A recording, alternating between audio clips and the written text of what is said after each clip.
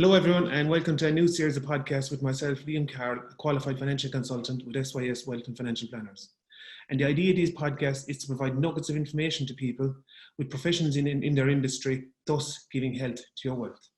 Delighted today to be joined by Adrian Carmody. Adrian is a native of Kappa White in Tipperary, and he's the Managing Director of Optima Training and Consulting. They were formed in 2015 and offer a diverse range of training such as leadership, quality, healthcare, Microsoft applications, and much more. So Adrian, thank you very much for taking the time to join us this morning. No problem, Liam. Glad to be here. First question, Adrian. From a personal point of view, how has the COVID-19 affected your life? Well, look, Liam, I suppose, like everybody else at the moment, COVID has brought a huge amount of changes and some opportunities even for us, I suppose, as a training and consultancy company. But one of the things will be, look, everything takes a little bit longer, is a little bit slower with COVID in terms of what we do, particularly in terms of training. And obviously the personal challenges of being, having children at home, people working from home, all of the things that everybody else is facing, I suppose. So that brings its own difficulties as well. And also how busy we are, I suppose, at the moment in terms of training and consultancy. So we're probably seeing a little bit less of the family than we normally would do at this point in time. And just tying into that then, professionally, I suppose it's changed the way you've worked anyway, Adrian. And how has it affected you overall from a professional point of view, the COVID-19? Well, yeah, exactly. So we have all of our staff pretty much working remotely now at the moment. So that's a big change. That's not something that we would have been engaging with a huge amount prior to this, but I think, it's going to be the future for us, like a lot of other businesses.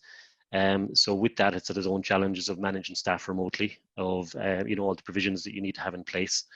And then just the difficulties of how we engage with clients, whether we have people, taking calls, how they're taking calls, getting back to people. Just it's a different way of doing business, I suppose, and we're just adapting and trying to be as flexible as we possibly can. So that has been a challenge, but one I think we've adapted to reasonably well. Very good, yeah. And some nuggets of information, Adrian, for people now, as individuals, that if they're at home and that they can do to improve their own circumstances when this COVID-19 is over and we get back to whatever normality is going to be, Adrian. Any nuggets you can give to people? Well, look, from our own point of view, Liam is a training and consulting company. We have a lot of people contacting us every day, both businesses and individuals, I suppose, just to see what they can be doing to upskill themselves, to look at different courses they might want to prepare for. There's a new reality there, I suppose, and that's going to be a significant challenge for people. So people are contacting us about looking at how they're going to change maybe their careers, their job, their roles might have changed over the last number of weeks. If they're in the hospitality sector in particularly, it's been a very challenged sector. So people are looking at, is the career that they had prior to now, is that the career they want to continue with? And some people are re-looking at everything like that. So they're just taking the opportunity, I suppose, to have a look around, get their heads up and say, okay, is this what I want to do going into the future?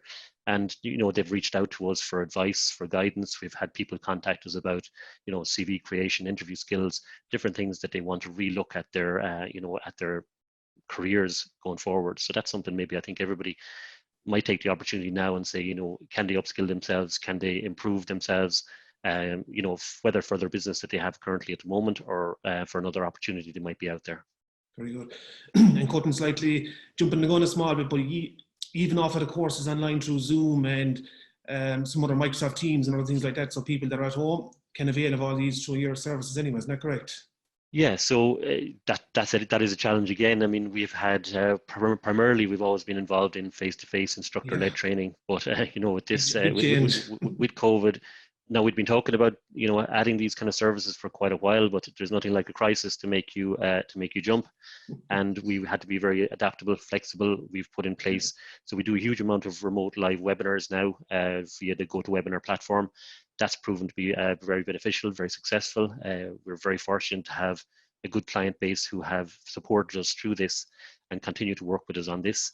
We also put in an e-learning suite of courses as well. So on our website, people can literally go onto the site, they can book whatever course they want, and they can do it on their own time. So that's the opportunity. We still have some remote live learning with places like the HSE who have to continue to do mandatory training, but then we have the live webinars, plus we have the self-paced learning that people can actually go on and do at any time they want. So that's given people, I suppose, options that we didn't have for them before. So it's improved our service offering at a difficult time, which is only a positive for us, I suppose. Yeah, it's huge. It's focused the mind to go on the online system a bit more, agent for everyone, I think. From a company point of view, any advice you'd have for companies? Some companies might be going back to work in 2 weeks' time, 3 weeks' time, whatever it is.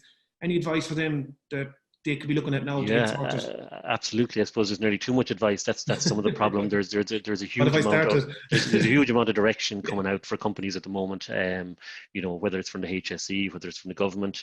So the return to work protocols have just been released there in the last kind of 10 days or so, and they're really giving people direction as to what to do in terms of their Yeah, return to work. We're engaging with a huge amount of companies at the moment in terms of their audits, their risk assessments, their safety statements, all their safety documentation. But it was one thing that we're finding is that some people underestimate what's involved in getting back to work compliantly. And maybe they're thinking that it's a short-term thing that they need to change, whereas really a lot of the protocols that are coming into place will be here to stay for an extended period of time. So that's what we're engaged with. We're really trying to help companies become compliant and go back, and we're kind of reviewing all their assessments, particularly the risk assessment, because it really is an issue of risk and how to manage the risk involved with going back to work. So that's the critical focus for us at the moment. yeah, it's a big mindset issue for people, is what you're saying, to a certain extent as well, isn't it? You're a business owner, Adrian, and you have obviously taken part in several financial products over the years. Anything that stands out that you would find most beneficial, or that you would advise other people to look at themselves? Yeah, look, we've been very fortunate to have engaged with SYS for the last number of years, and look, we found the service and the range of products they have very beneficial. So some things we have done, I suppose, are just pension arrangements. We've looked into that, and I think that's important for anybody. Yeah. There's a couple of other things that we had looked at over the years and purchased in terms of benefits for staff, things like debt in service. I think it's not necessarily something we ever want to pay out on, of course, but it's something that's there and a benefit for staff. And there's other things, I suppose, like this crisis, which might focus your mind in terms of income protection. So that's something that we recently received a quote on, and something we're definitely going to proceed with. I think, the new challenges that are there, the crisis, the virus, all these kind of things are reasons why people might have to be off for work for an extended period of time. And you just want that protection, particularly as a business owner, I suppose, that an amount of your income can be protected for an extended period of time if the worst was to come to the worst. So they're kind of things that we'd be thinking about at the moment. But we'd be very happy, as I said, with SYS and what we've received to date. No, thanks, Adrian. Yeah, and I think it's an important time for people to reflect on what they have, and whether it's to look at new things or just revise what they have, really. So yeah, thanks very much for that. You're available at the moment, Adrian, to be contacted by various means. Can you just give us a bit more on that, please? Yeah, absolutely, Liam. Thanks. Yeah, thanks for that. So I suppose our website is www.optimatraining.ie. Yeah. On that, all our contact details, all our courses are on that, our suite of e-learning courses. So we recently put up some templates and provisions for COVID for people that are there free of charge. So if you just go onto the Optima Training site, you'll find some templates and some forms that you might find beneficial. Also, I suppose we're doing a lot of our training through webinars.